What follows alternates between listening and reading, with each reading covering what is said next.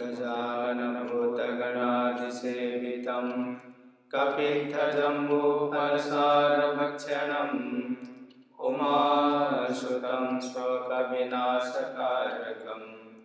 नमामि विघ्नेश्वरपादपङ्कजं मङ्गलं भगवान् विष्णु मङ्गलं गरुडध्वज मङ्गलं पुण्डरीकाक्ष मङ्गलाय तनो हरिः ब्रह्मानन्दं परमसुखदं केवलं ज्ञानमूर्तिं द्वन्द्वातीतं गगनसदृशं तत्त्वमस्यादिलक्ष्यम् ॐ सहना भवतु सहनौ भुनक्तु सह वीर्यं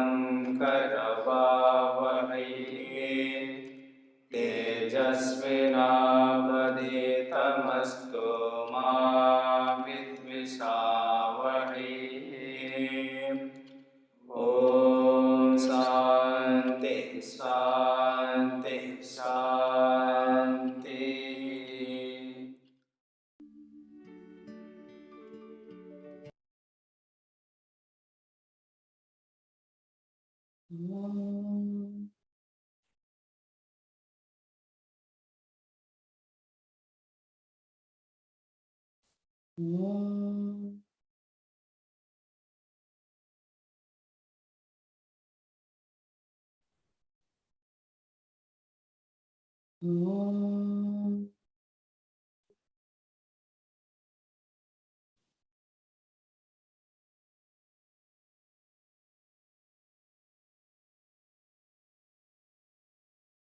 Inviting the body into a comfortable position.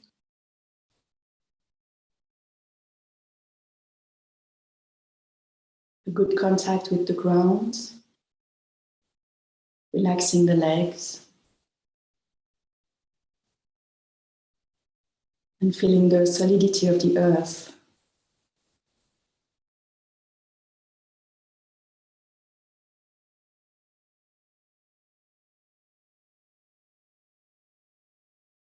Taking a moment to align the spine, letting it free.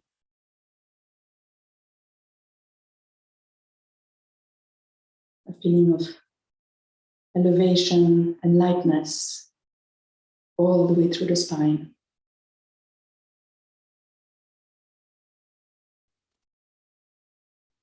Relaxing the arms.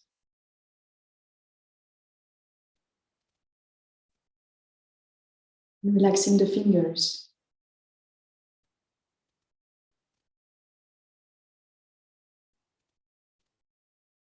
As a symbol of letting do, stopping to do.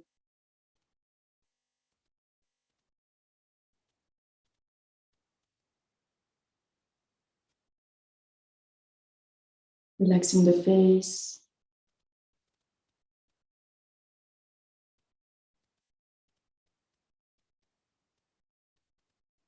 Very gently releasing the jaw, keeping the mouth closed.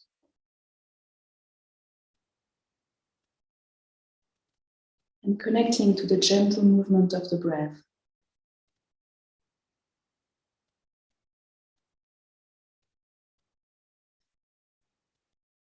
Letting the breathing breathe freely.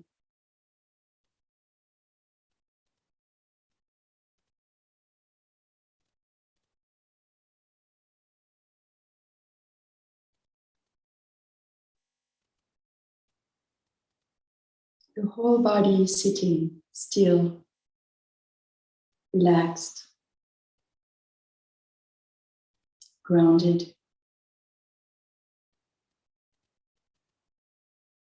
and awake.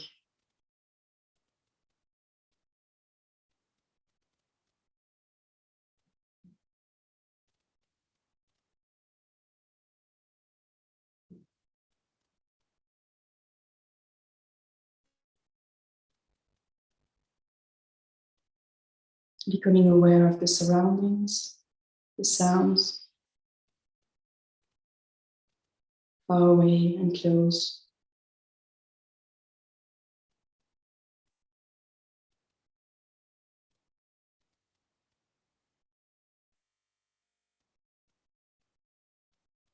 And letting the sounds move without even noticing them.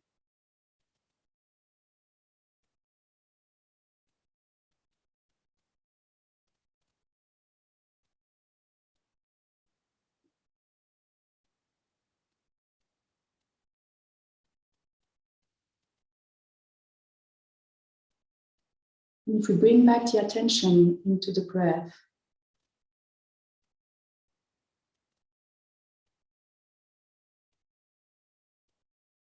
as a very gentle way to stay connected to the present moment. Nothing forced, not a tight concentration, something very light.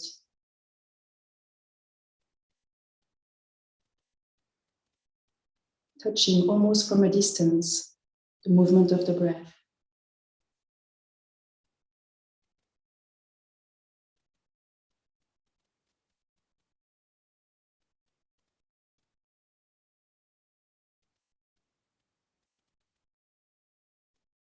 And in that awareness of breathing, paying specifically attention to the in-between at the end of exhalation, just before the new inhale. And at the end of the inhale, before we exhale, a small pause. The smallest moment of silence and complete stillness.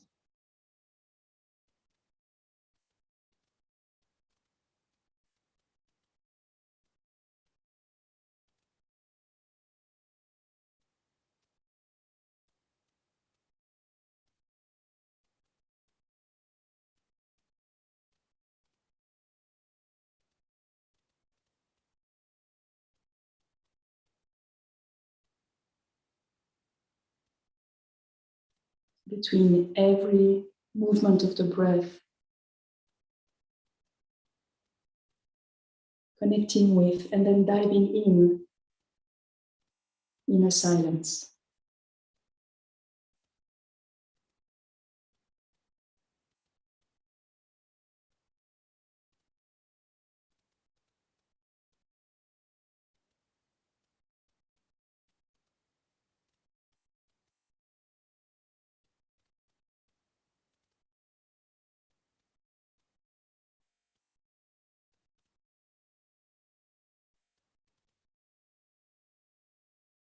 Do not worry if the mind becomes distracted and takes you away.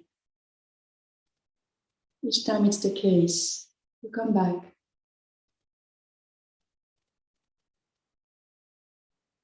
No judgment, no tension. Simply coming back to paying attention to the silence in between the breath.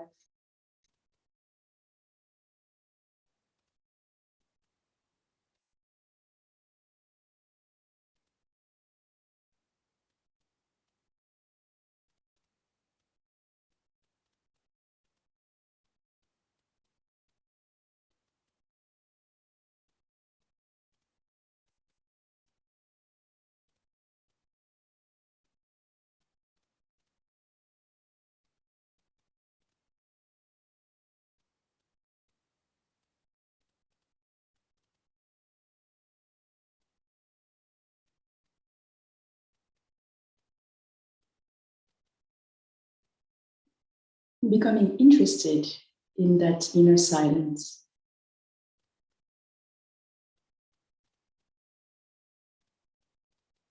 Lovingly interested.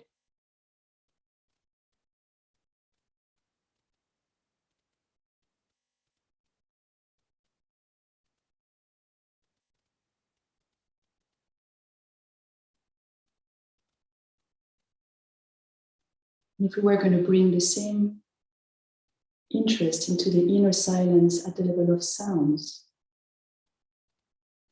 Listen to all the sound around you and pay attention specifically when the sound ends.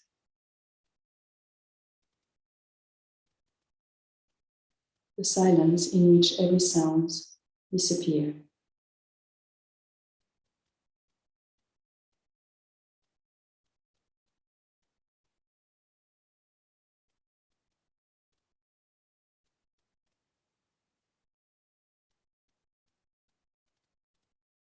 And noticing also where sounds appear from.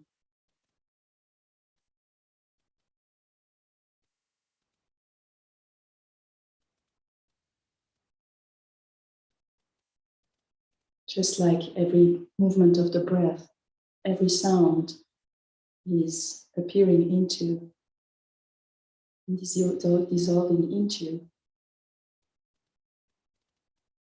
that inner silence.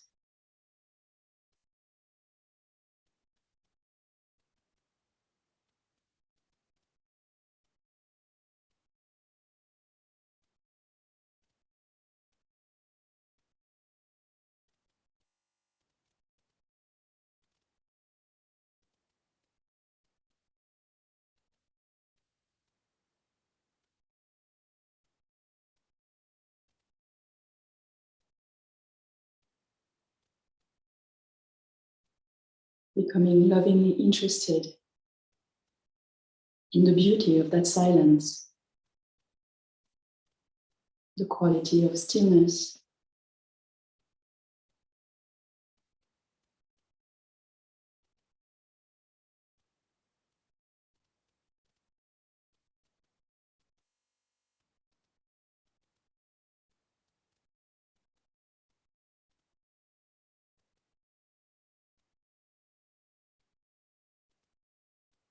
Let's invite the same exploration at the level of the mind. If you were, so to speak, look at your thoughts and becoming interested, just like with breathing and sounds, in the silence in which every thought disappears.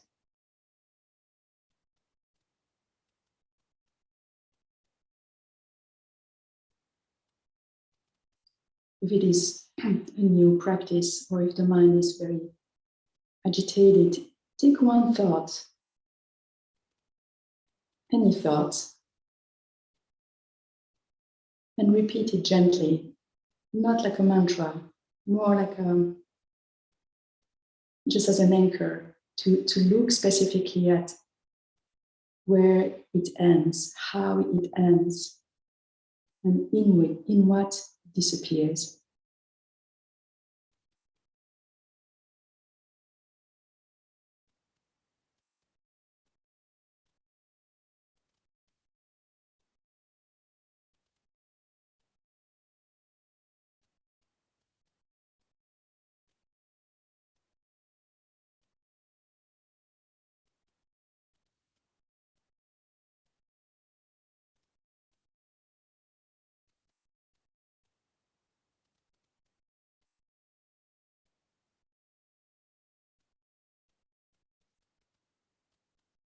Becoming lovingly interested in that inner silence in between every thought.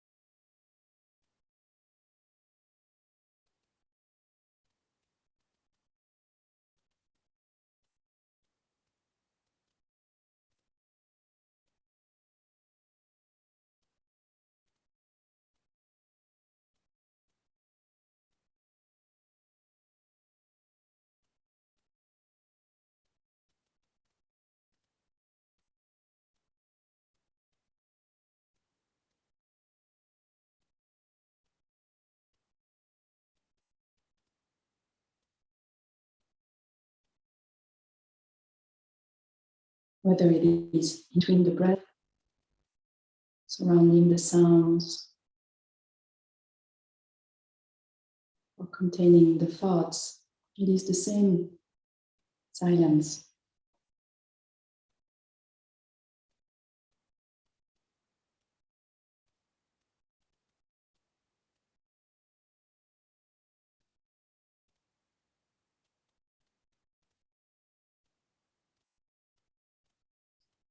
But for the rest of this practice, if you would like, you can choose the easiest way for you to hear it. Breath, sounds, or thoughts. And so to come back as we remain in silence into the easiest doorway for you. And maybe after a while, that won't be needed.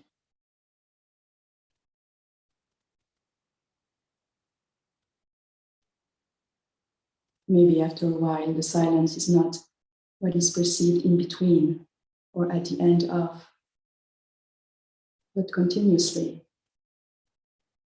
in the midst, as the texture of breath, sounds, and thoughts. And when that's the case, simply rest there.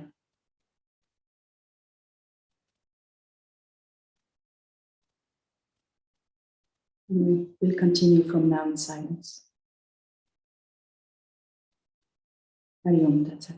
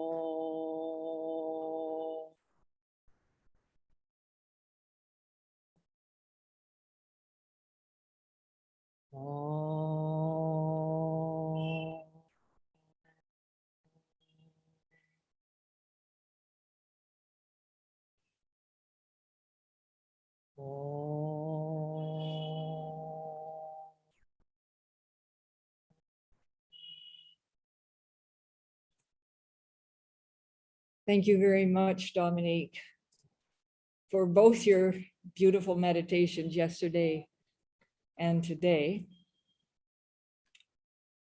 And welcome to everyone to the second day of our online Christmas New Year's retreat, where we are continuing with our theme,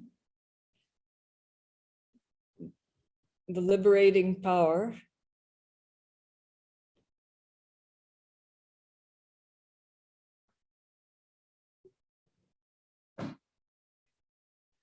of the liberating power of the Bhagavad Gita in daily life. When I was contemplating this theme, I realized that there were so many different ways that it could be approached. We've already heard two very different ways through our speakers yesterday. But even one verse could be contemplated. And that was the approach I thought to take, was to look at the liberating power of one particular verse, although most of my talk will be spent actually explaining why this verse becomes so important. So I'm going to start off sharing the verse, and then I will give the background leading up to its importance. So the verse itself, it comes from chapter 14 of the Gita, which is transcending the three cosmic energies, or three gunas, sattva, rajas, and tamas. Now, different people interpret these a little bit differently. The way I like to interpret is that sattva, which is normally translated as light, refers to all the thoughts, the feelings, the actions that are in harmony with the light or truth that God alone is. Or as Swami Amritarupananda used to say, we are divine, everything is divine. Know this truth and live your life as an expression of it.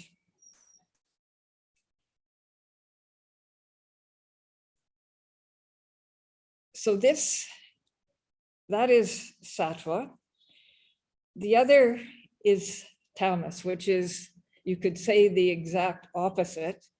It refers to darkness, or is translated as darkness, and refers to all the thoughts and feelings and actions that are in the opposite direction of harmonizing with the truth. They are born out of darkness or ignorance and reflect more and more and deeper separation and division. So the verse that can be so profoundly liberating for us is verse number 22. And it is the first answer that Lord Krishna gives to Arjuna when he asks him, what are the marks of one who has transcended these three gunas, or three cosmic energies?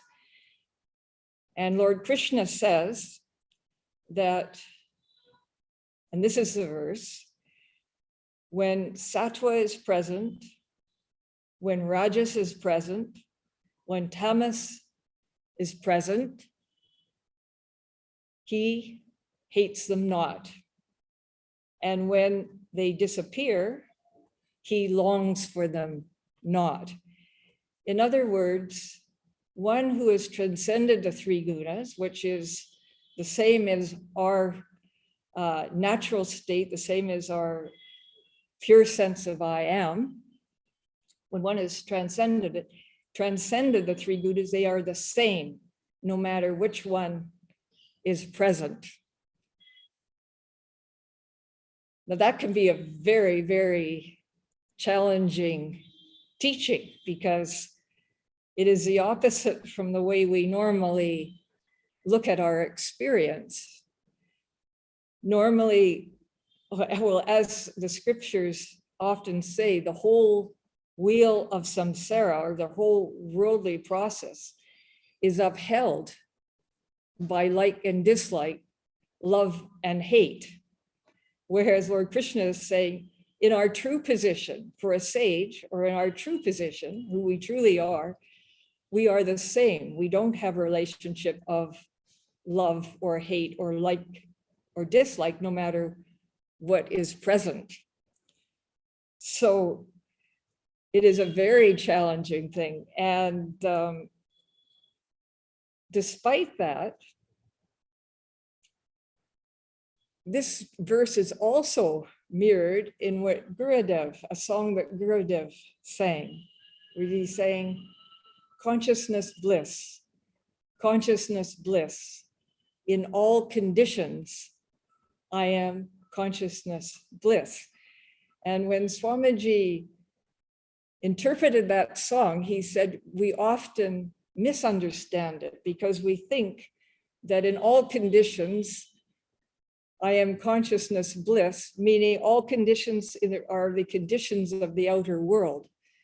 But no, Swamiji said, it means in all conditions of the body, no matter what condition the body is in, whether it's healthy or sick, or no matter what the state of the mind is in, if it's driving me crazy, or whether it's in a lovely sattvic state, I am the same. I am that consciousness bliss absolute. So why this verse, as I said, can be so profoundly liberating for us? At what point? That I would like to give some background now. So I will start with some introductory remarks.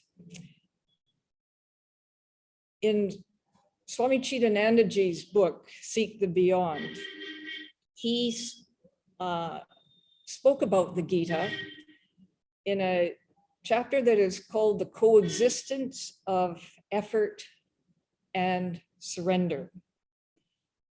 And in that, he said, of all scriptures, the Gita, more than any other scripture, speaks about dynamism, more than any other scripture, or action, the importance of action.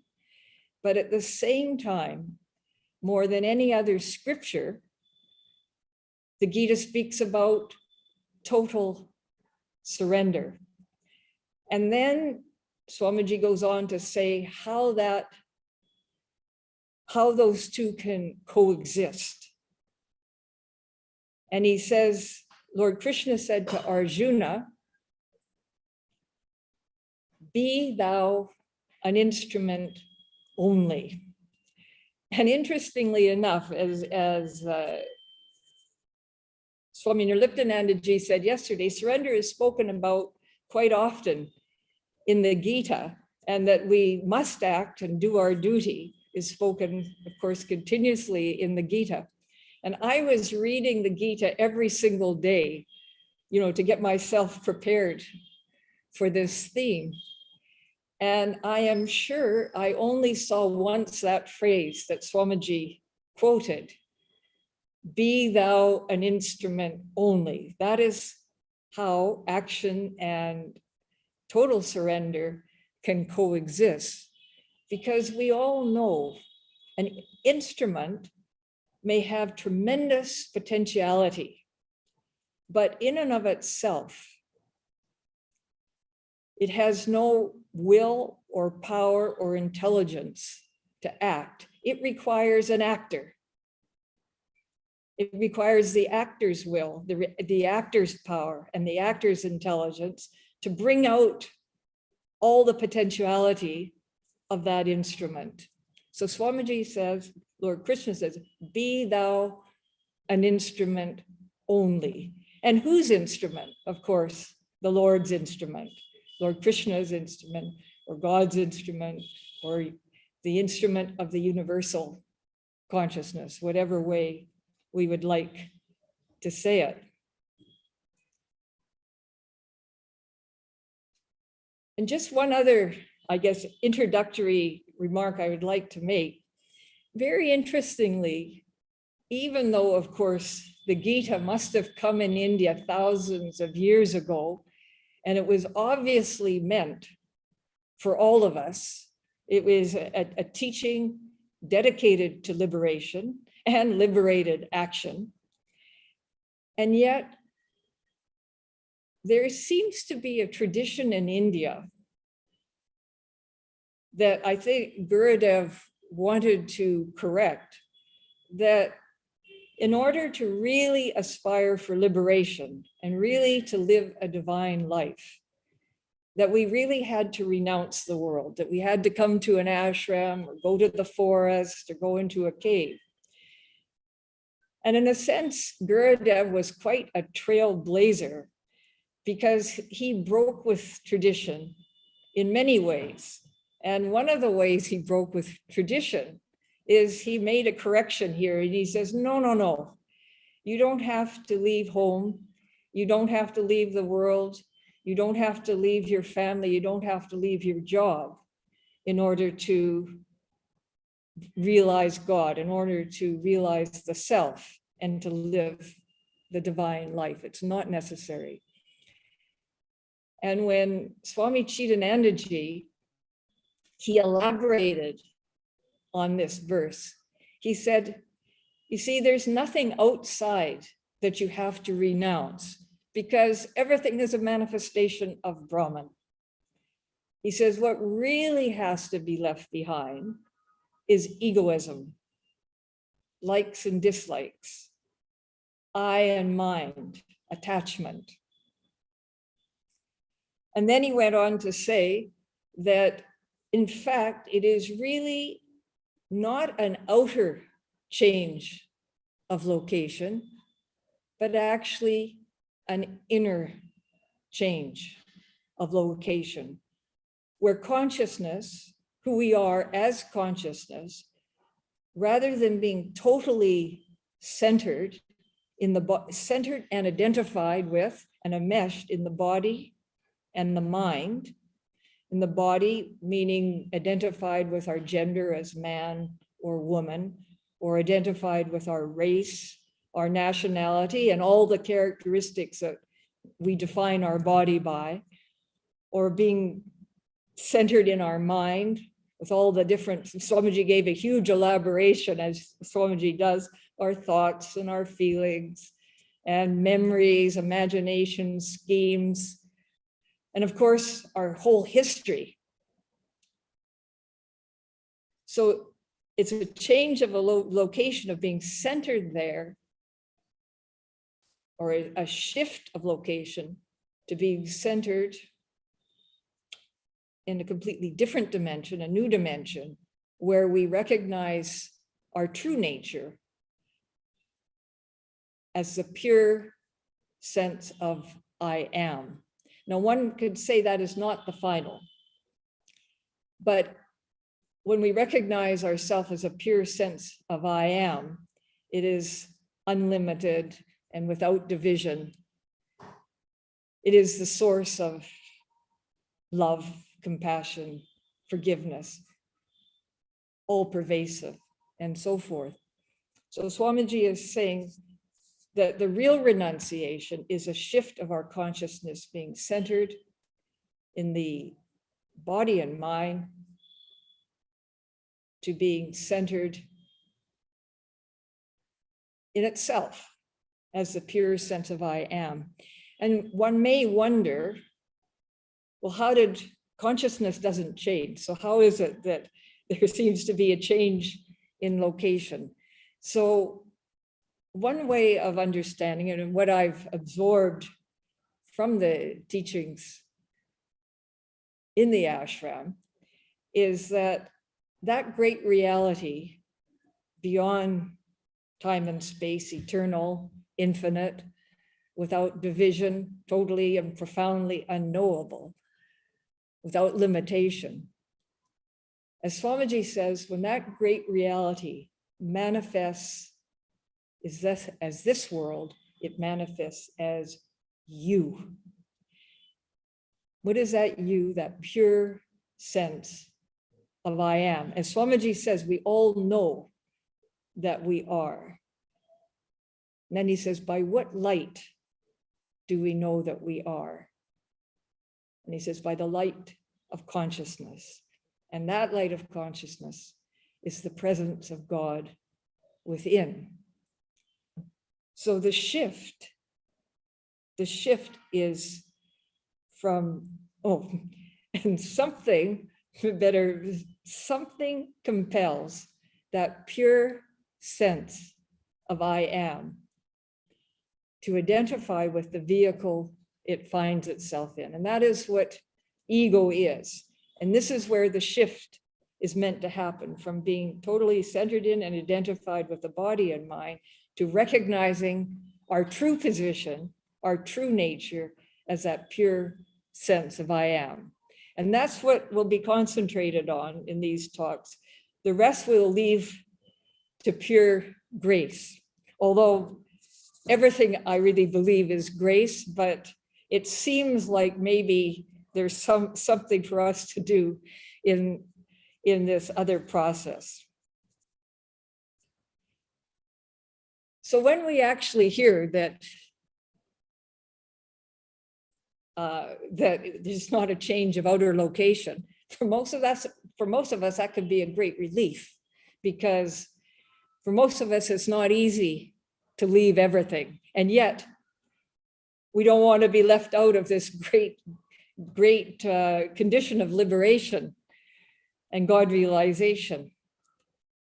So there's a great relief when we hear it. And when the call of grace comes, when the call of God comes, and it can come in many different ways, perhaps we could have a very powerful and explosive spiritual experience or awakening experience. Or it can range down, as it were, not really down, but to the subtlest, the most, it can just be a little tiny click like that, recognition that tells us that God is the only thing that gives meaning to life. So it can be a huge range, depending, maybe it's different for every individual soul. But when that call comes, that impersonal call of grace, the impersonal call of God comes to our life, and something in us says yes, and then starts to embark on that journey, that shift from being centered in the body, mind, ego, then some other impersonal force that has been ruling our life to date takes notice. And it recognizes, God has come into this person's life. I'm going to be kicked out of my throne. My days are numbered. And we can call that the impersonal force of ego that has been telling us that all our fulfillment and happiness come from things of the world. And if we're really honest, it kind of enjoys being a separate entity. There's some plus points to it as well as the pain that it causes. Now that can put us into a terrible turmoil because, the point is, this thing, when it takes notice, and it can be largely unconscious, when it takes notice, then it is going to do whatever it can to sabotage that shift. And it does it through throwing up numerous different kinds of distractions. And it can put us into a terrible turmoil, because from one point of view, we have answered this call. It's something that perhaps is the most important thing in our life. But then from another point of view, something in us is powerfully resisting this. And so there is this terrible turmoil. And it is one way of understanding the terrible turmoil that Arjuna found himself in the first chapter of the Bhagavad Gita. This is called, as you all know, the yoga of the despondency of Arjuna. And as Swami Chidanandaji, he coined a name for this. He called it the Arjuna complex, or the Arjuna fix. And many people like to kind of dismiss this chapter and really want to get into the teachings, but it's often considered a very, very important chapter because it forms a very, very fertile ground to receive the liberating message of the Gita, in particular that verse that I'm going to talk about. But first of all, I'd like to spend most of this talk talking about the forms that these distractions that will be kicked up by that impersonal force, egoic force, to distract us. And of course, there was, of course, what Arjuna experienced, but something that maybe is more relatable to us. I'm just going to share an experience with you of a young seeker. He was a university student and he came to the ashram for the first time a few years ago. And when he came, he had a very powerful awakening experience. His whole consciousness expanded and he was full of peace and full of joy. And everything was beautiful, beautiful, beautiful. Rishikesh was beautiful. The ashram was beautiful. All the people in it were beautiful. And naturally, he said, yes, I want more of this. Yes, to that call of grace. Yes, to that call of God. But he was a student and he went back home to complete his university studies. And then he returned. But this time it was a little bit different. This time he had completed his studies and he found himself at crossroads. He wondered, what should I do? Should I devote my life totally to the spiritual life, come to the ashram? Or should I follow more the Vedic way of life where you live a regular life of marriage and family and making a living, and then you dedicate your life at the end to taking sannyas into the spiritual? So he really didn't know what to do. And so he said, let me go back to the ashram, the source of this inspiration, and see if I can get some guidance on this. And so he embarked on his journey. And the moment he started on this journey, he began to feel intense anxiety and fear. And he wondered, what is this? What is this that's happening to me? And as he proceeded on the journey to the ashram, it just became more intense. But he hoped once he arrived here, that same peace and joy and beauty would come back again. But quite the opposite happened. arriving in the ashram only exasperated it. And instead of seeing everything as beautiful, all he saw was defects. He saw defects in Rishikesh, he saw all the defects in the ashram, and he saw all the defects in everybody living in the ashram. So it was quite a different experience depending on what his level of consciousness was. So his stay was 2 weeks, and I met him at the end of the stay. We had a common friend. That was why he ended up coming to see me. And he told me his experience. And very fortunately for him, by the end of 2 weeks, he was beginning to see through this. And he was beginning to see, oh, this is the ego showing its face. And I was able, based on my own experience, and certainly on the experience of so many others, to confirm, yes, that is true. This is a universal phenomena, as Swamiji called it, the Arjuna complex or the Arjuna fix. That, and it can come in many, many different forms. I can share a little bit because my experience is in the ashram rather than outside of the ashram, but it can come in the form of all sorts of real illnesses. Once you're here, it can come, the mind can start going crazy. You can maybe wonder whether you're going a little bit mad, or it can even say to you, if you carry on this path, you will go mad. So it's not a very nice, experience to go through, but those are the ways that it can distract, and maybe even some will run away. Fortunately for this person, he didn't run away, but I did ask Swamiji about it. And because, some people are really, really happy to be here.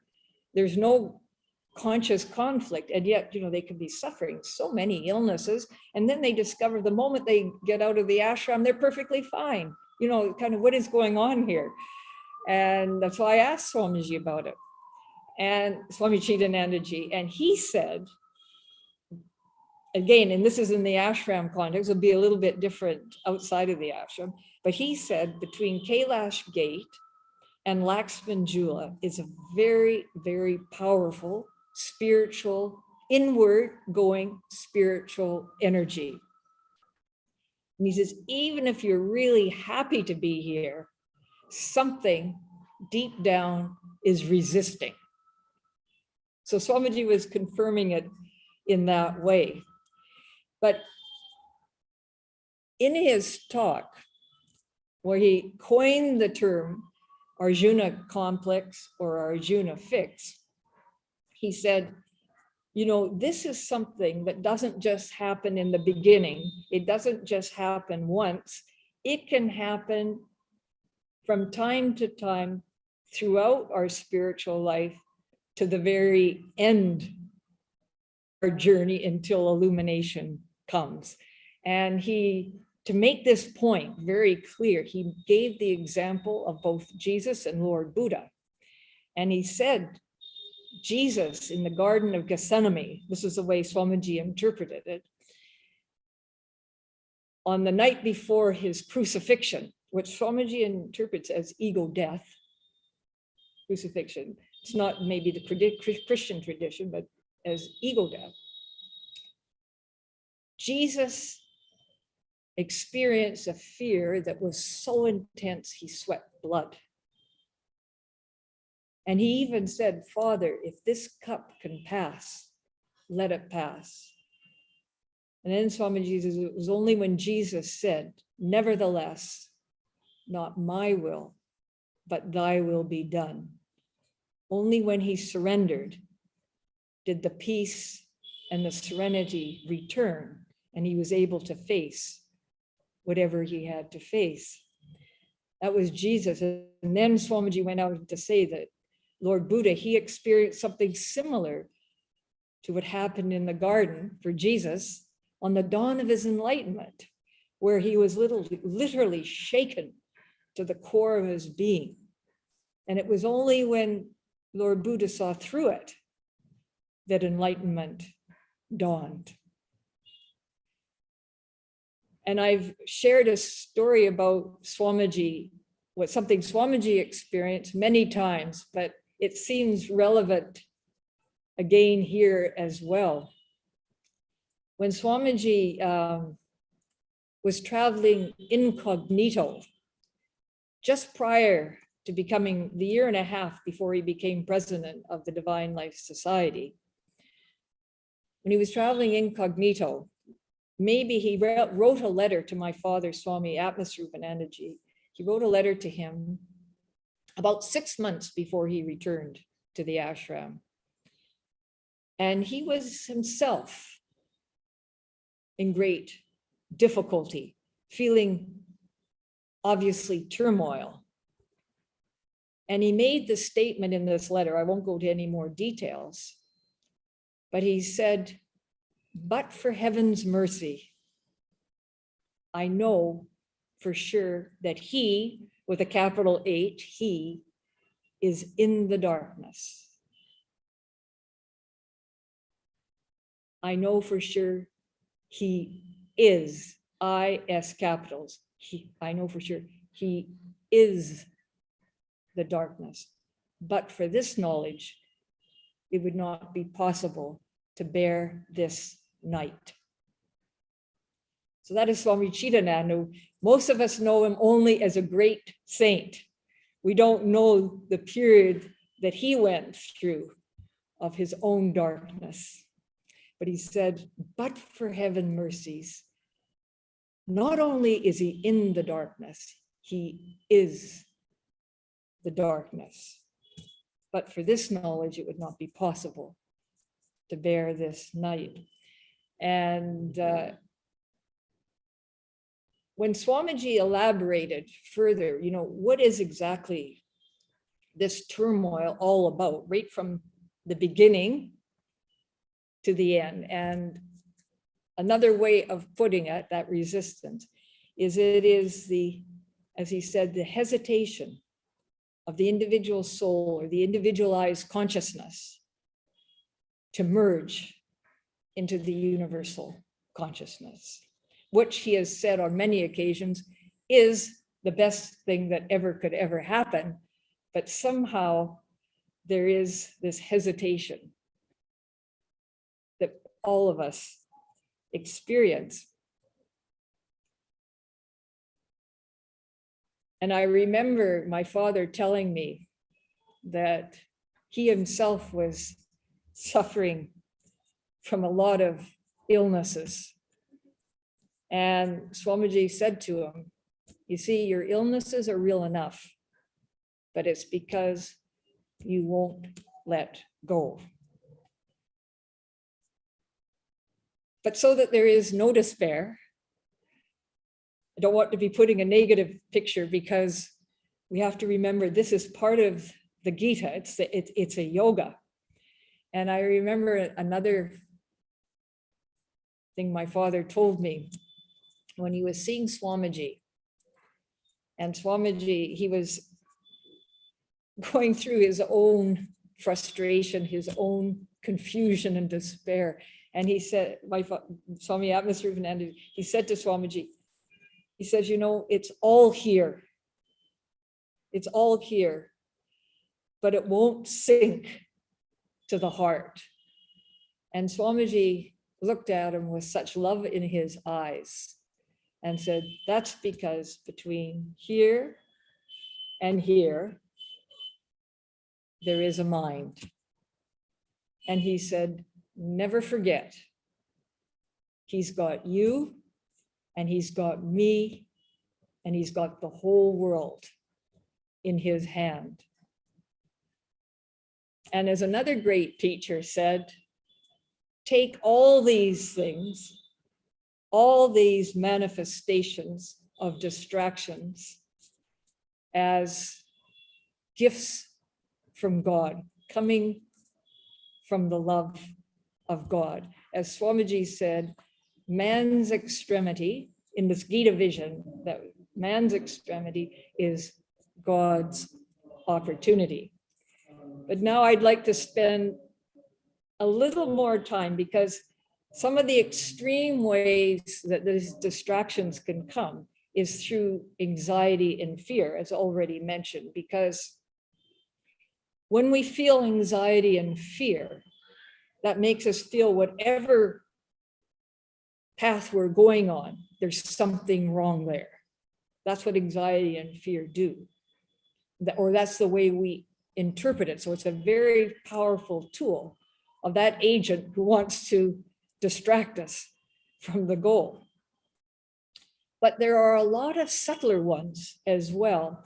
And perhaps as we proceed along the path, although anxiety and fear can happen right till the very end, as it did with Jesus, still there are also subtle ones as well. And some of these I would like to share, because the more we understand, the more we can dismiss them. And as in the case, in the first chapter of the Gita, when Arjuna was telling Lord Krishna why he should not engage in the battle, very interestingly, he was using various moral standards of his day. And one of the ways that, the subtler ways that we can be distracted is our moral sense can be utilized to distract us. And this is how I'm going to, how I can share it. So, yesterday, Swami Amritarupananda, he was talking about how it says in the Gita that anger, lust, and greed, they are the gateways to hell. And we all know that. And we all know what Gurudeva says, free us from anger, lust, greed, jealousy, and hatred. So we know that very well. But these things just don't go so very easily. In fact, we may discover them as we become more sensitive, that they become more intense. And even if they appear in our mind, we feel almost polluted by them. So what can happen, and the way that impersonal egoic principle can use them, is any of these anger, lust, greed, jealousy, hatred can appear. We may even feel jealous of our spiritual brothers and sisters. We may be trying to compare ourselves spiritually with them, and then jealousy comes. Or, anytime we can get a flare of anger and so forth. So we know that. So what does that ego principle do? It says, look, you are a spiritual seeker. You have said yes to the highest goal possible. These thoughts and feelings are still arising in your mind. There is no chance for liberation for you in this birth. You might as well give up. You're not worthy. You're not fit for the goal. And if we start listening to that voice, and then we start to believe it, then, as Swamiji says, one of the most deceptive tools of the devil can come, and that is discouragement. And it's so deceptive because it comes in the guise of humility, because we almost feel, well, if I'm feeling this jealousy or anger or lust, then, I deserve to be punished for it. So discouragement is, the rightful thing to happen. So if we believe that, if we believe those kind of thoughts, there's discouragement. And if we keep on believing it, if we don't see through it, then it can spiral downwards into despair and further into despondency. That's one way of distraction, until through grace, it is seen through. But another way is through guilt, intense guilt. Now that intense guilt can come in different ways. Maybe there really was an event where, you know, a relationship has been shattered because of something that we had done, and we just seems to be irreparable, and we feel this intense guilt. Or it could be that it was just some benign sin we committed, that when we committed it before we entered the spiritual life, we didn't even know it was a sin. But we're sitting for meditation and it comes into our memory and we just make a mountain. As Swami Brahmananda says, we make a mountain out of a molehill. So the whole consciousness is gripped by this guilt. Or it can just come through unending self-concern, worried about this thought, worried about that thought, worried about this action or that action, worried about this emotion or that emotion.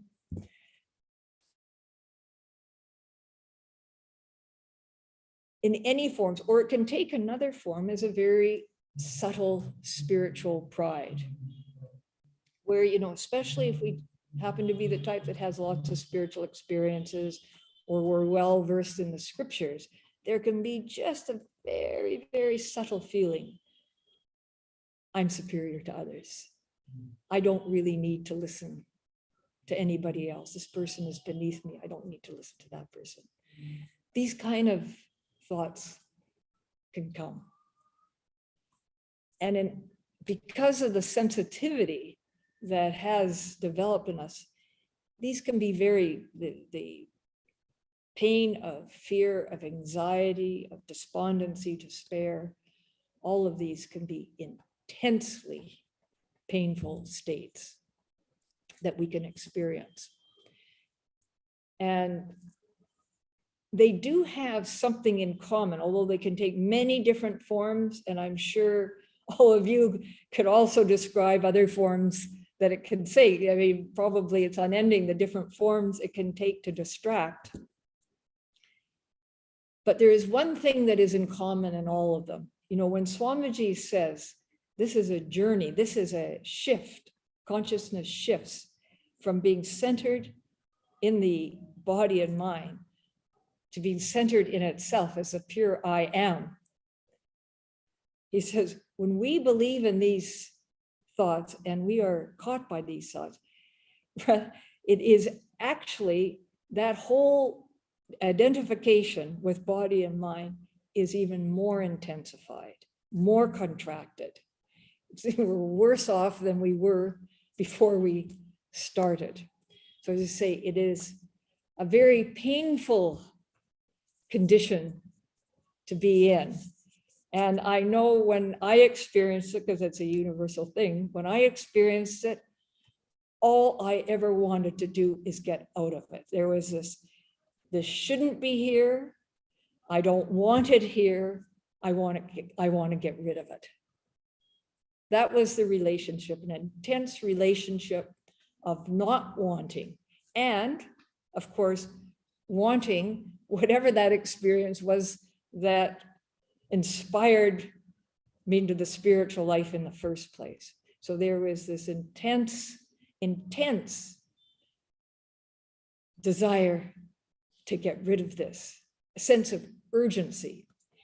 But that sense of urgency actually finally came to, well, even if I can't get rid of it, at least let me understand what the relationship should be to all of this. So as I said, as Swamiji says, man's extremity is God's opportunity. It's when we feel this sense of urgency, when we're in this terrible turmoil, that the ground is fertile to start contemplating or receiving or really meditating on the implications of some of the very powerful, liberating teachings of the Bhagavad Gita. And as I mentioned right at the beginning of the talk, one of the verses that is so powerful is when he says the sage is the same whether sattva, rajas, or tamas is present. So, wow. That is, as I said, was a very challenging verse. But after going through all this turmoil and all these ups and downs, maybe it becomes the time to start thinking, wow, maybe there's something in this. Maybe the sage is the same. That means a sage is established in the self, at least established in that pure sense of I am. If that pure sense of the I am is the same, if that godly principle doesn't mind what's there, is unconcerned, why am I so concerned about it? Why am I so upset about it? Why do I want to get rid of it? If the true self, who I really am, is not worried about it, maybe I should take a different approach to this because nothing else is working. You try everything and nothing else is working. Maybe what Swami Brahmananda has said, God manifests is sattva, rajas, and tamas. Be reconciled to this and be at peace. Maybe this is really true. Maybe I should take to heart what Swamiji said when he said, he is the darkness. Maybe at this point, I can let them be, rather than trying to get rid of one and grab onto the other, rather than having this intense relationship of wanting and not wanting. Maybe I should just let this sattva and rajas and tamas be. Let it be there. And if we start to believe these thoughts, and we start to listen to this voice, as I say, believe it, then something in us may relax. And if we keep on contemplating the implications of this verse, then I remember when I spoke with Swamiji and I described something similar, and he made this gesture. You see, instead of there being this intense identification with body and mind, where it's such a tight hold, tight grip, when we start to believe a liberating teacher like being the same, no matter what, then something lets go. There's kind of two R's, release and relief.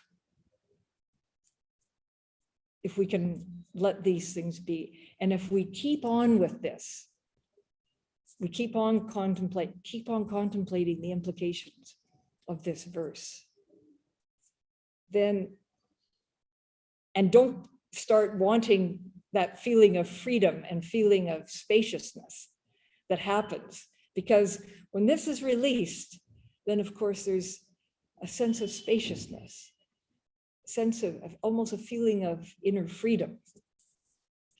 So as long as we don't start wanting that, but we keep on contemplating the implications of this verse, then it's quite possible that that journey Swamiji is talking about, that shift that Swamiji is talking about, can really begin, and we can really start to recognize ourselves as that pure sense of I am.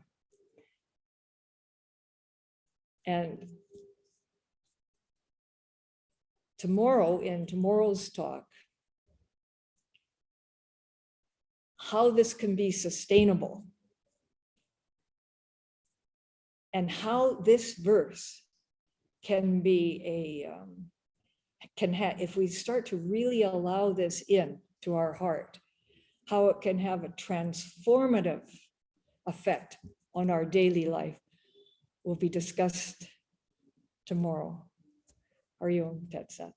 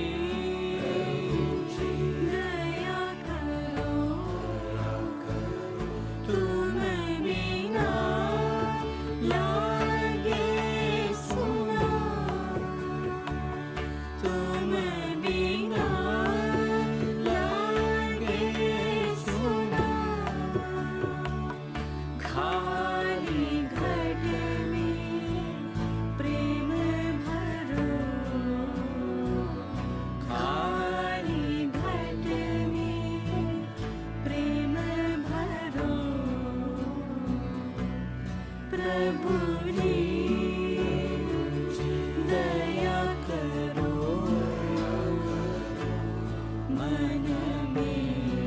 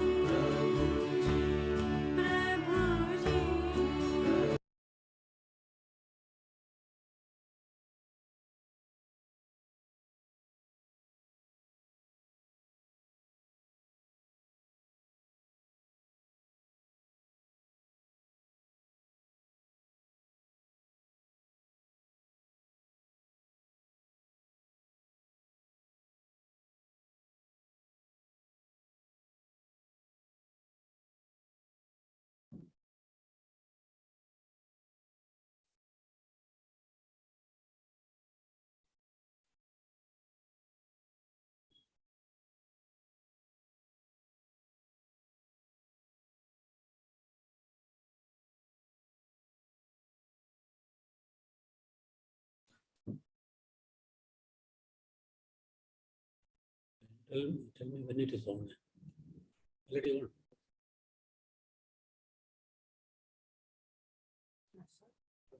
Be there.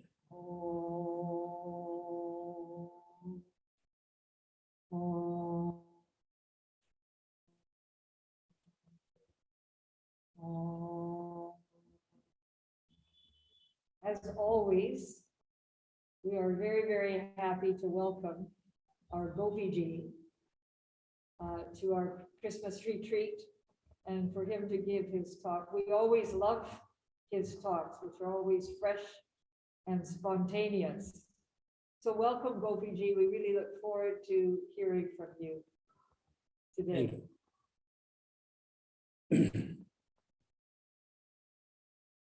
Can you start?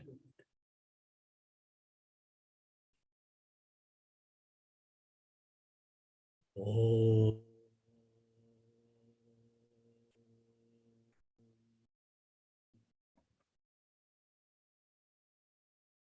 Oh.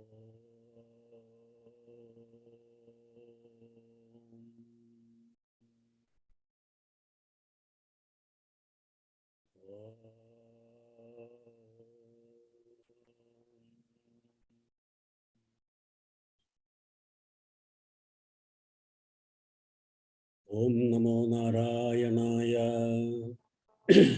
Om Namo Bhagavate Vasudevaya. Om Namah Shivaya. Om Namo Bhagavate Shivanandaya. Om Shri Sadgurubhyo Namaha. Welcome everybody. When the computer was put on, I found a person unknown to me. Then I recognized it was I myself. I was surprised. How he came here, I don't know.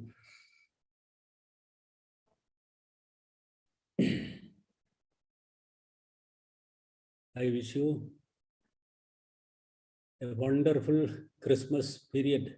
It goes up to New Year. And a wonderful New Year ahead, which will welcome you joyfully.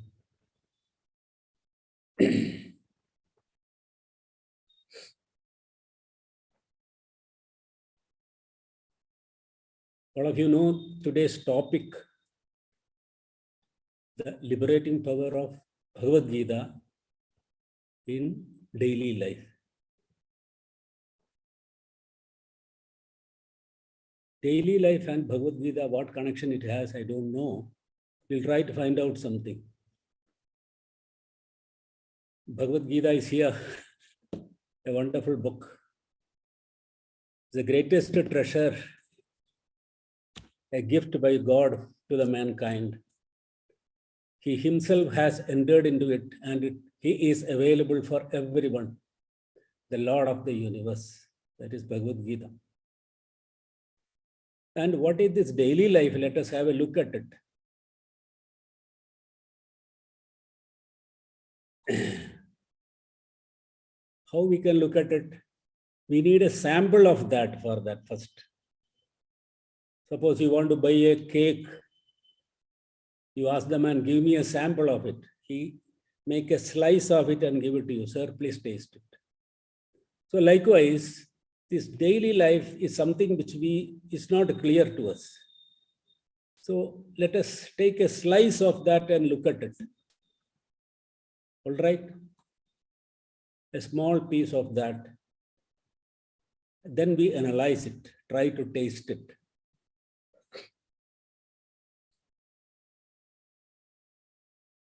It is in front of us.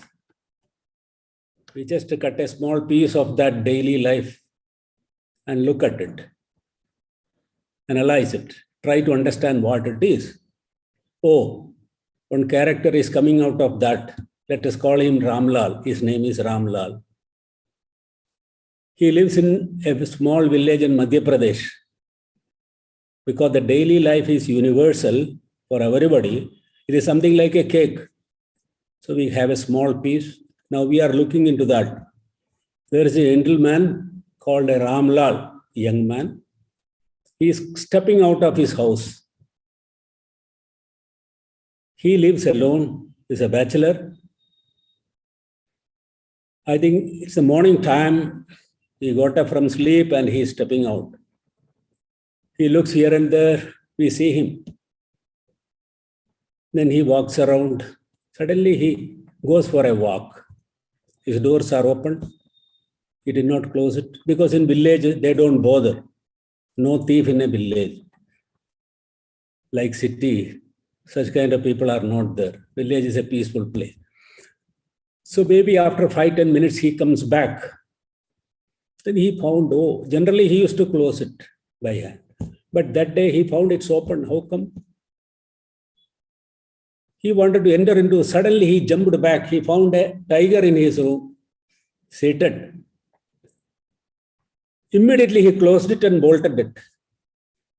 He was shocked to find a tiger in his room. What to do now? Because that village, adjacent to that, his house, opposite side, there is a small road running in front of his house.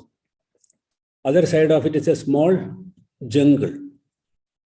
Some kind of wild animals are there. So he might have thought, oh, one tiger has stepped into my house. And he came out and he was looking around. He found somebody coming from distance. He waited. Oh, that man was known to him. He called, hey, please come. There's a tiger in my house. How come? I just went for a walk. When I came, I found my door was open. I did not lock it. As we know, we don't lock our room here. So, hearing this man was terrified.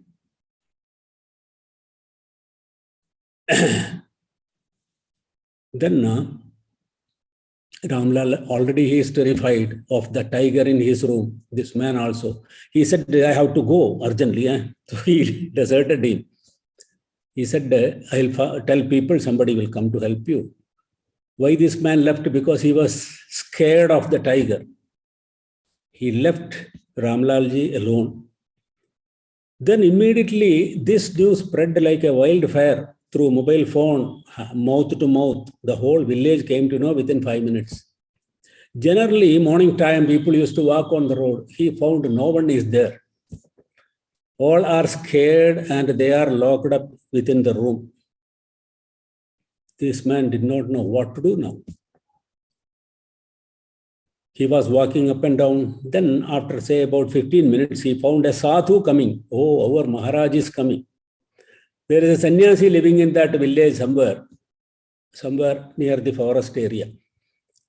When he approached him, oh, Ramlalji, what are you doing here? Swamiji, please come. I need your help. What happened? He said, there is a tiger in my house. Oh, Babaji said, oh, that means you are married now. I did not know. You should have told me. No, Swamiji, it is a real tiger. Is it? Then let us see. No, I am scared of that, Swamiji.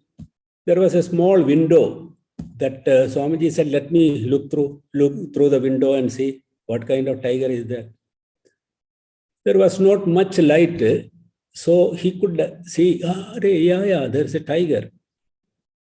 Swamiji looked at, yes, there's a tiger. He said, yeah, there is a tiger. What to do now? Again and again, he looked at that. It is standstill, it is not moving. This Swamiji observed it, investigated it by looking at it, staring it, waiting for a movement of that. Nothing happened. Then he thought it's not a tiger. Then he understood it is only a small piece of rug put on something. It has 2 ears and it is exactly looking like a tiger. He understood that. Oh. Then he came and told, yes, my dear, do one thing. You open the door. He said, no, Swamiji, I can't do it. Then he understood this man is terribly scared. Then he told, say, do one thing. You go inside the kitchen and lock inside because seeing both of us, it may be agitated. It may attack us. So I can manage it. The Swami said, I can manage that. No, no, Swamiji alone. No, no, yaar, what do you think of me? I have some spiritual power, I will manage it. I am a yogi. He understood what is there inside. When he went inside, he bolted out the door of the kitchen. Now he is inside. Sadhu alone was there. He opened the door and went inside. He went near to that tiger and caught hold of its ear and lifted it. It was a small piece of rug, which is generally put on the floor. Then what he did, he made some sound as if chasing the tiger outside, beating the door with a stick and things like that. Though this man, Ramlal, was caught up in the kitchen. He heard the sound. Oh, somebody is driving away the tiger. And after 2 minutes, he opened the door. Oh, Ramlalji, come. I chased it out. Why the sadhu did like that? Because he knows that if people come to know this Ramlalji, unknowingly he has befooled all the people, they will take him to task and his life become miserable. So he thought, let there be a real tiger for all the other purpose. So then he said, okay, now you have nothing to fear, I am going. Okay, fine. So that episode is a piece of our day-to-day life. How you like it? Is it different from our day-to-day life or it's something unique?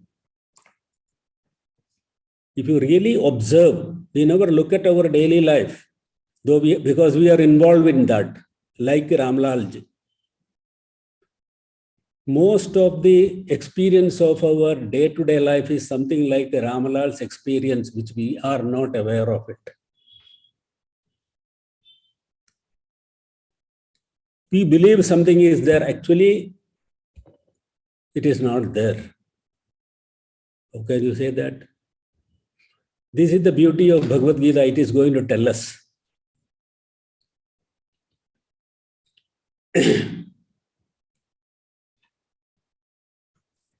And you can look at your own day-to-day life or look at others' day-to-day life to know that how Bhagavad Gita is going to influence our day-to-day life. What role Bhagavad Gita is going to play in our day-to-day life. Before that, we should know in and out of our day-to-day life. Otherwise, we will not recognize it.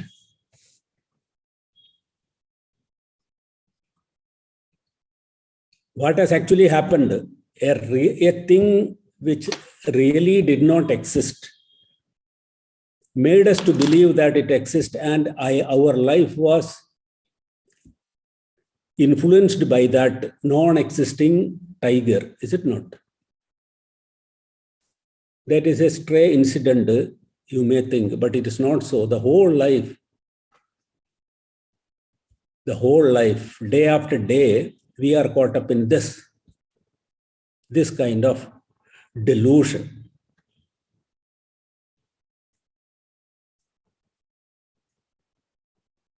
Now look at, you all know Bhagavad Gita.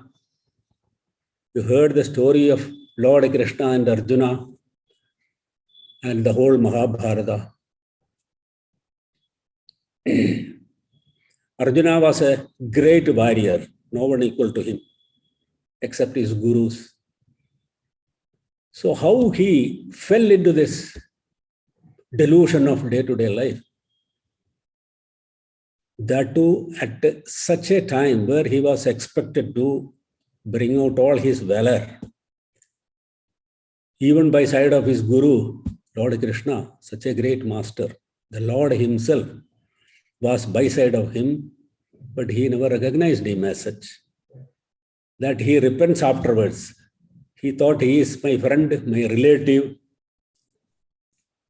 So, such a man, first he said, oh Krishna, take my chariot and position it in between both armies. Let me see who are going to die by my hand. That much conviction he had about this. And Lord Krishna told him, just look at it, keeping the chariot. Oh Arjuna, Look at those, see those people who have arrayed in front of you. When he looked at it, he saw all his great masters, Bhishma, Drona, things like that. Who can defeat Bhishma? Nobody can defeat him. And nobody can kill him because death is at his will. If he doesn't will, he cannot die. How Arjuna is going to kill him? When he saw them, he fell into such kind of delusion. And he said, "Oh Krishna, I am terrified. The bow is slipping out of my hand. I cannot fight this war. Because we are going to commit great sin," he said. First time that thought came. How?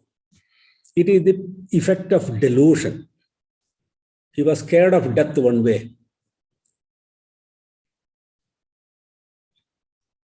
And he started blabbering like Ramalalji. "Oh, there is a tiger, I am scared of it, it's going to kill me." Exactly same thing happened to Arjuna. He was terrified. And he started justifying his stand. He started advising Krishna, "Oh, we are going to commit a great sin. Somehow, we should stop this. We should not go for the war with them. They are all our own relatives, friends, uncles, father, brother-in-laws, and all kinds of things. So what we are going to achieve after killing them?" And he started telling so many things, irrelevant things. If you read Bhagavad Gita, you will understand that. Finally, Krishna could not stand there. "To Arjuna, what happened to you? You have fallen into such a deep ditch, which I never expected you would do it. You are a great warrior, and the whole your army is depending on you. And what happened to you?" Then Arjuna, again, he brings up a lot of reasonings for that, justification, as if Krishna doesn't know.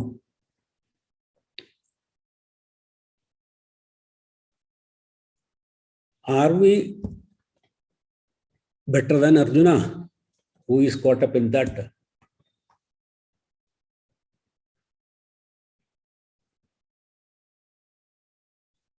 We should do the self-analysis about our explorations in our day-to-day life, what all things we are doing, whether it has any backing, or is it a blabbering of ourselves, as Arjuna did it.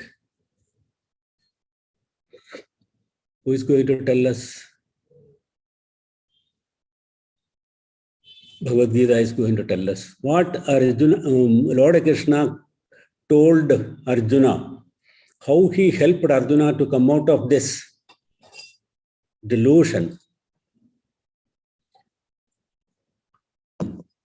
That is still available for us. The Lord was so kind and compassionate. He knows that. This is the fate of everyone who lives in day-to-day life. So whoever wants to escape from this, so he has given us his greatest wisdom.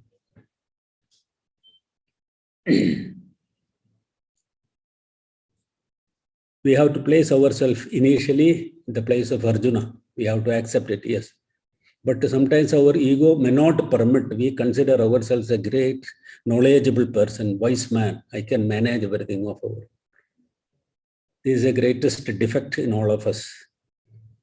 Even a spiritual seeker, he may not accept it, but he has to.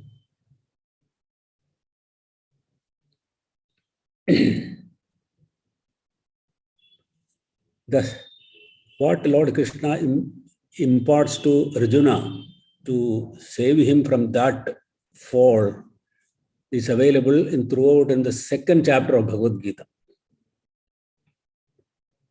What is the center point of his advice?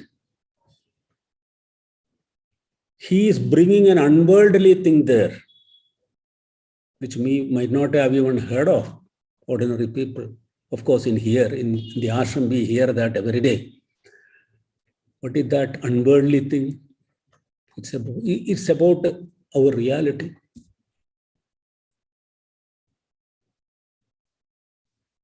Krishna slowly introduces that. He brings the self of Arjuna and try to present it to him. Look, you are not what you think you are. You are birthless, deathless Atma. And Bhagavan explains about that, the nature of that. Nobody can kill you. You are in the middle of battlefield. I know you are scared to death now. The whole Bhagavad Gita, every day you read, you can understand that. So, and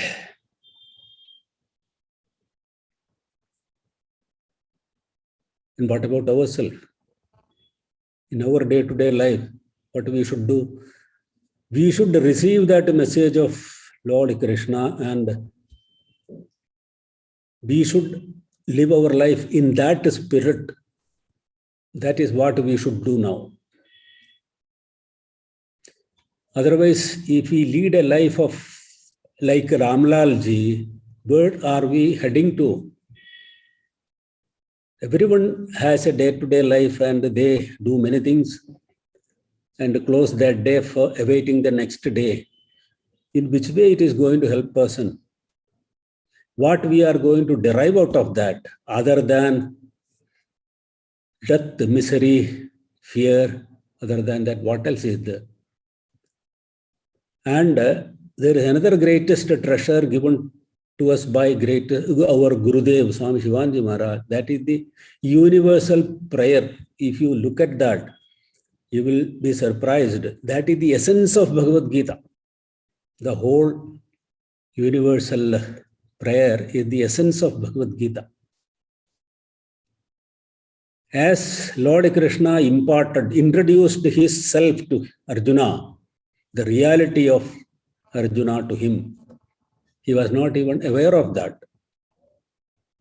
Likewise, Gurudev, in his universal prayer, the first stanza is Gurudev is giving us our reality to ourselves. O adorable Lord of mercy and love, salutations, prostrations, thou art Satchidananda. That is what Krishna gave to Arjuna. This is what you are. Gurudev is telling us. The self within you is that the universal Lord. You are that. To realize that, the whole Bhagavad Gita instructions are imparted step by step. Meticulously, Bhagavan takes Arjuna towards that. And Arjuna also became curious. Is it so? First time, it was a shock for him. Krishna is telling, you have not taken birth. You are not going to die, because he was scared to death by the arrow of who can stand in front of Bhishma. Even Arjuna also could not. So he was scared of death. So Bhagavan tells, you have not taken birth, then how you are going to die?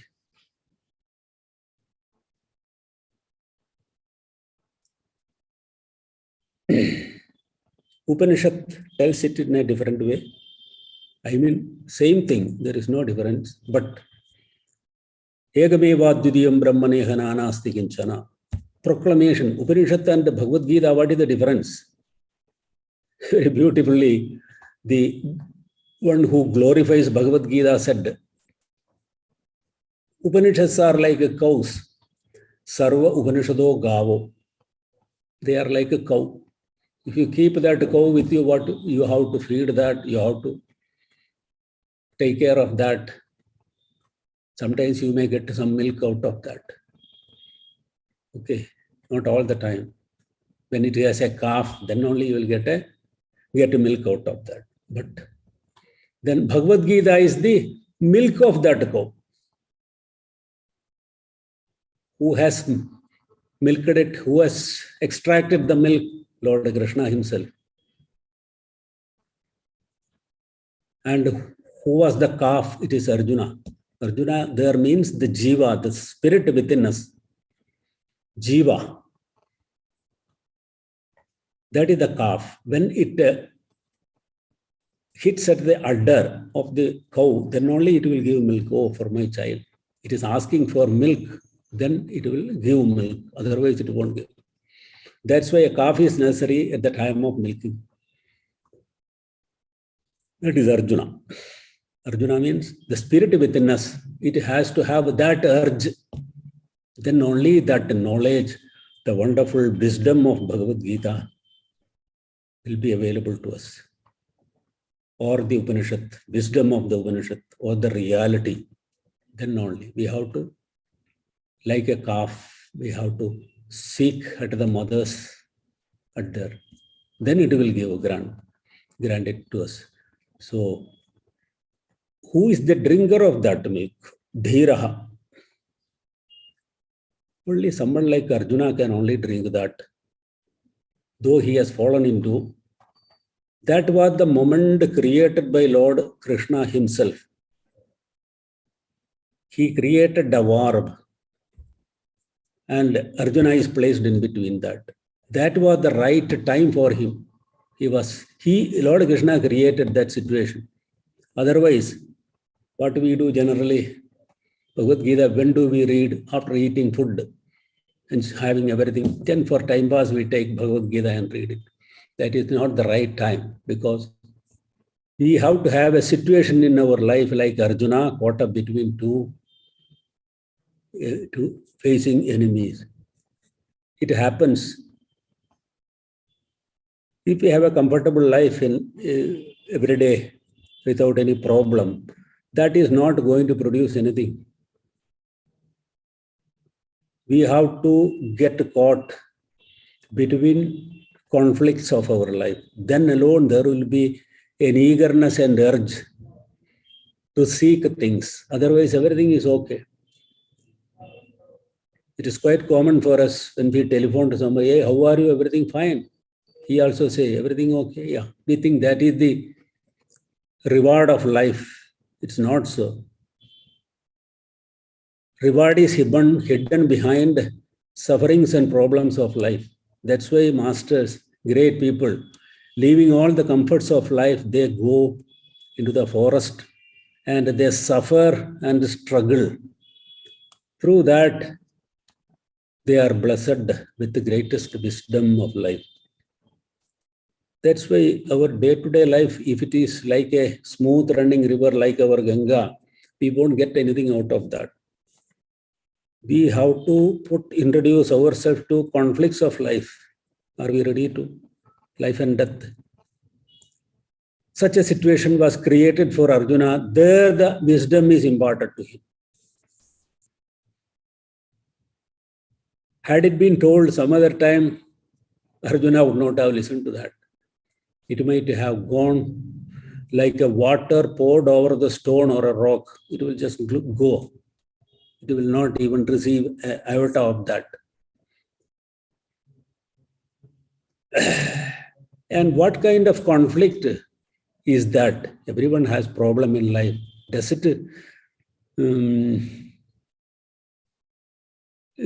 it suffice? No. That's why it's a rarity. A seeker is a rarity in the world.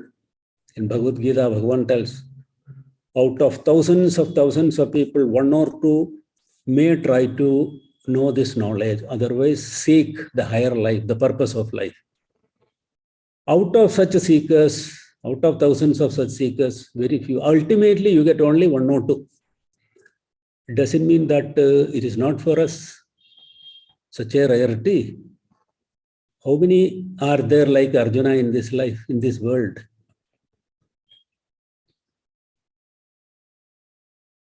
But we do not know. But there are great masters who can do many things for us.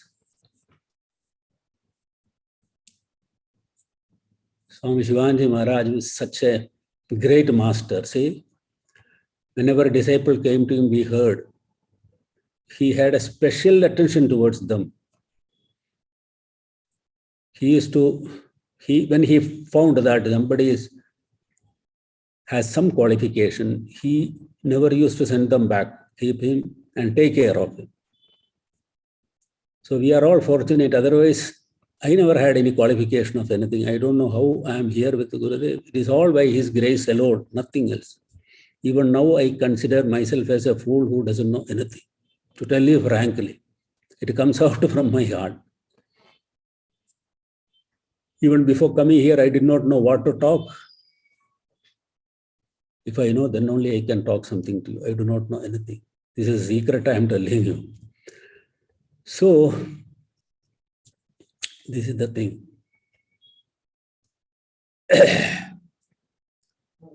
Greatest wisdom, where it is available. Krishna and Gurudev also said, it is within you. You are that alone, nothing else. Then we are all caught up like Ram Lal. We are all caught up. The moment we took birth, we are pushed into that category. You believe in that a non-existing reality is the reality. We are all caught up in that. This we have to realize. This is the real realization. Oh, then all other thing happens. When you know you are caught up in something, if you do not know that, you will live with that as the reality of life. If you know that, you will certainly try to come out of that. Is it no? Now, in which we are all caught up. We are all caught up in the grip of ego. That ego alone is manifesting as the I within us. We think, yes, I am real. And we do not know what is behind that. We just accept that I as everything. That is the center of my being. We think that. And we try to satisfy. Under his dictum, we lead our life. Order comes from there. I want this. Okay, you run for that. You in the sense, all your faculties, mind, intellect, all your senses, body, everything, try to satisfy that. Actually, it is a beggarly life.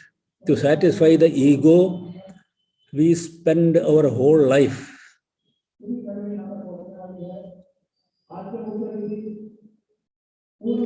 That ego is a non-existing entity. Like that tiger of Ramlalji. And afterwards, all the villagers came to know about this incident. Again, I am going to back the story. Afterwards, the news spread. Oh, that Babaji and Ramlalji saved us from sending that tiger back to forest. So the whole village is caught up in that incident. They even now, till day, they may be believing that the tiger existed and these people saved us. Like that, we believe in the ego, thinking that that is the reality. It is not the reality. There is something behind that. And what is that? The nature of that ego? It is only a reflection of the self upon our intellect. Intellect means buddhi and mind. That's all. Because of the touch of that, this also seems to be a living entity, a real entity. Like a moon reflecting in the water, we find that, oh, it's moon. Child thinks that it is moon. I want that. Even Lord Rama, when he was a baby, he was also deceived by his mother like that. Lord Rama as a baby, he was put in the courtyard on a beautiful bed. Then he saw the moon. He started crying. He wanted the moon. All right. Then initially they did not understand. The Vaidya was called, the doctor. He was called and all other people came. Nobody could understand. Hey, somebody thought he is having a stomach pain. Then some intelligent person said, hey, he is looking at the moon and he is asking, I want that. Immediately one lady among that intelligent lady, he brought a beautiful mirror, nice mirror. gave it in his hand, focusing the moon in that. He stopped crying. I got the moon, what I want. So like that, we are all happy with the reflected reality, and we are happy with that. We are leading our life, adjusting our life accordingly.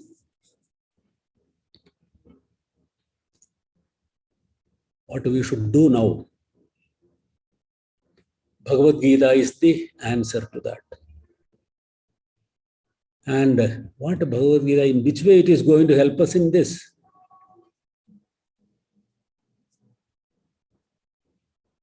Our day-to-day life, we should convert it as a field for us to build up something. That is called sadhana in our sense. For spiritual seekers, they call it sadhana. Everything elaborately, Bhagavan tells in Bhagavad Gita what you should do. It starts from karma and things like that. Karma yoga, bhakti yoga, jnana yoga. Ultimately, takes Arjuna and makes him one with that. Then alone he tells in the fag end, oh Lord, Krishna asks, have you understood what I told? Oh Lord, now I realize that I am ready to do whatever you tell me. Then he realized.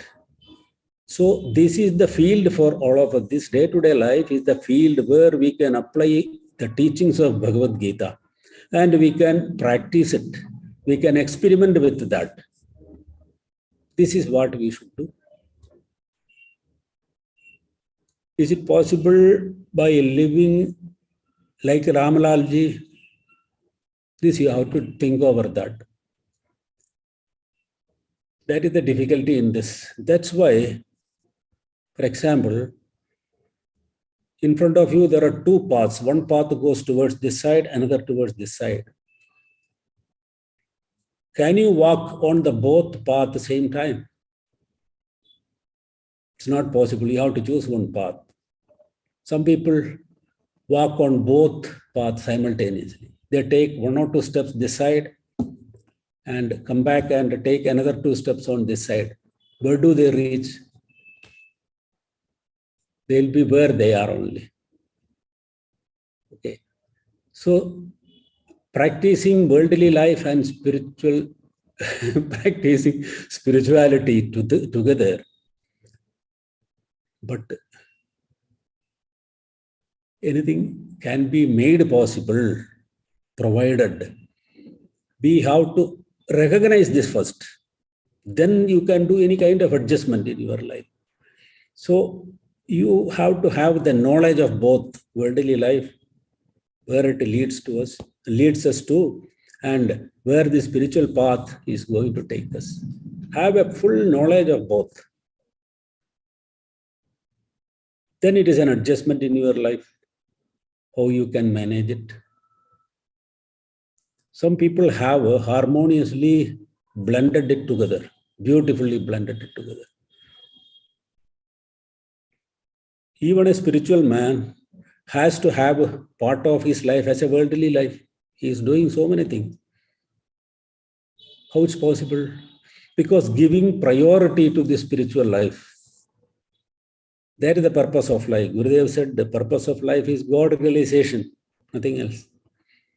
For everyone, that is the purpose of life. If you are entangled in your family life, that is the place for you, okay? No harm. But give priority to this. Bhagavad Gita will show you the way. We don't have to create anything anew. No, realization means Jiva has to evolve like Brahman. Is it not so? It's not so. Jiva is Brahman itself. There is a beauty of it. Jivo Brahma Ivanavara. The spirit within us is already that realized one. Then what is the problem? Problem is, if we stick to our Ramlal's way of life, easygoing life, then we are walking in the opposite direction of spirituality.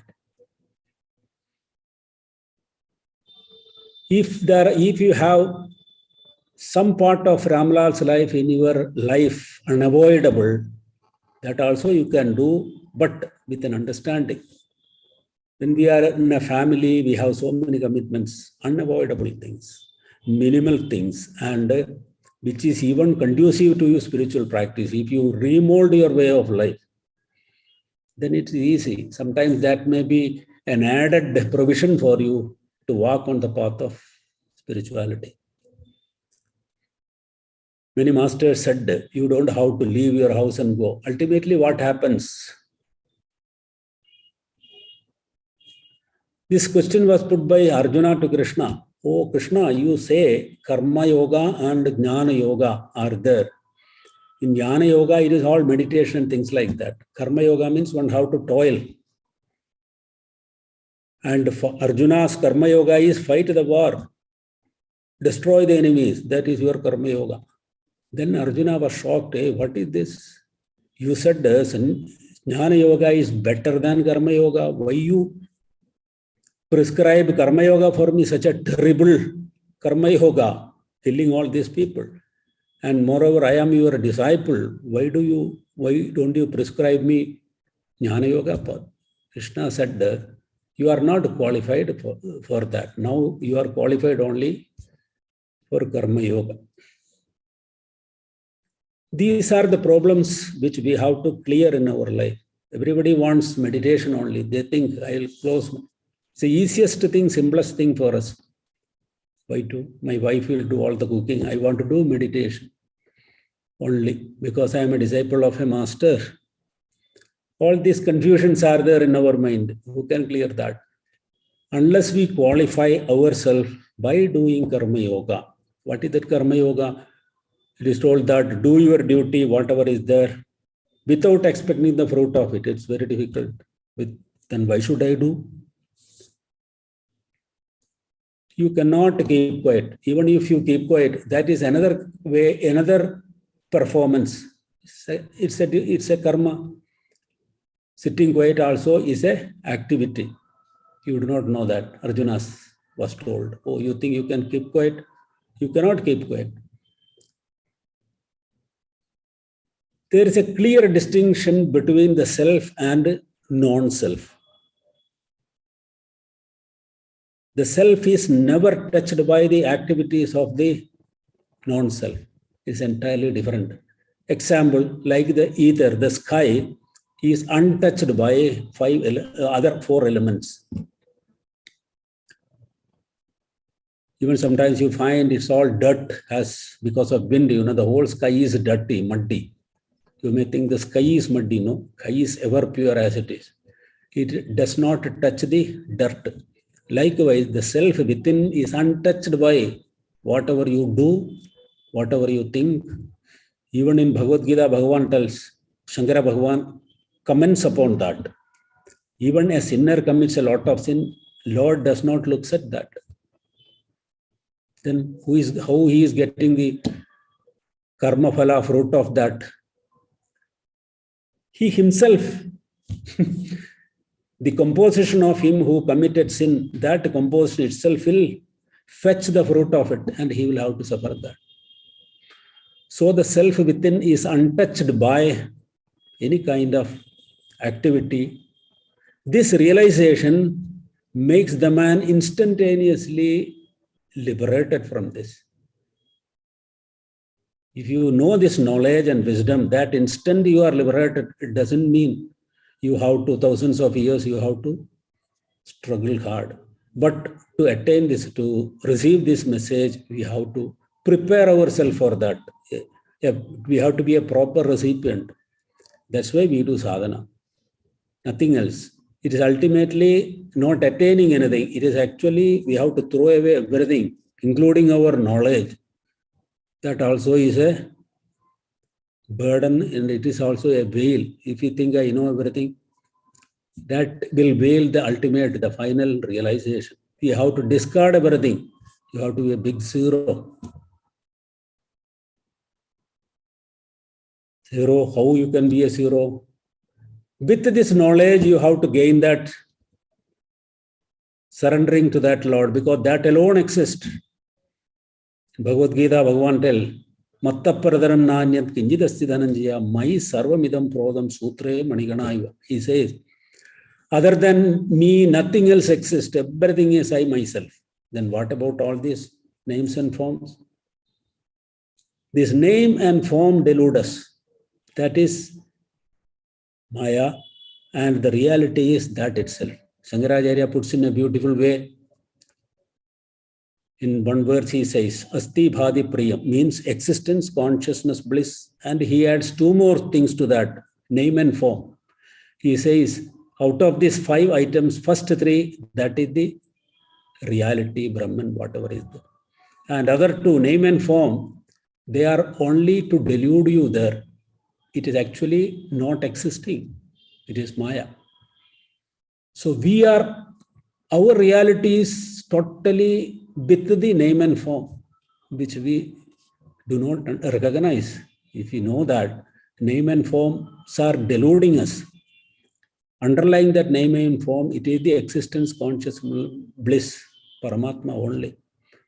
To realize this, one has to struggle hard a little bit, because the mind setup will not go easily. I think it is time. So ultimately, all these great masters here, they will be imparting you this knowledge. Like a layman, I conveyed something to you. I don't know whether it is useful to you, but this is the thing. Try to know that reality, who you are. What we know about ourselves, it is not the knowledge, it is a bondage. This ignorance itself is the bondage. We only have to destroy this ignorance. That instant, your identity will be revealed to you. Then you don't exist as a you. Who are you then? What reality is there that you are? It is like a drop of water falling into the ocean. The drop of water thought I am entirely different. I am a separate entity. Otherwise, like a bubble on the surface of the ocean. Bubble thought I am a separate entity. The moment it burst, even when it is as a bubble, it is water only. Even now, though we consider people brand us as ignorant people, even then our reality is that alone, that one alone exists.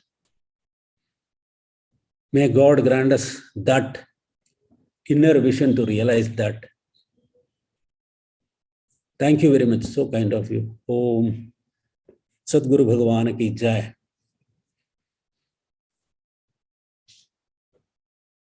Thank you so much, Gopiji. Really enjoyed your talk so much. I did not pour out my heart because I do not know how to do it. So you did not even thank me, because I am not happy with whatever I conveyed. I wanted to convey much more, but I don't know how to do it. So, well, you gave a beautiful story with Sri Lamla. And it reminded, you were saying, not knowing ourselves, we get into all this trouble with Sri Ramlal. And it reminds me what Swamiji once said, we're terrified of not knowing who we are, we're terrified of shadows on the wall. And we give them power that they don't have. So that story was really demonstrated it very well. Thank you so much. Thank you, Mataji.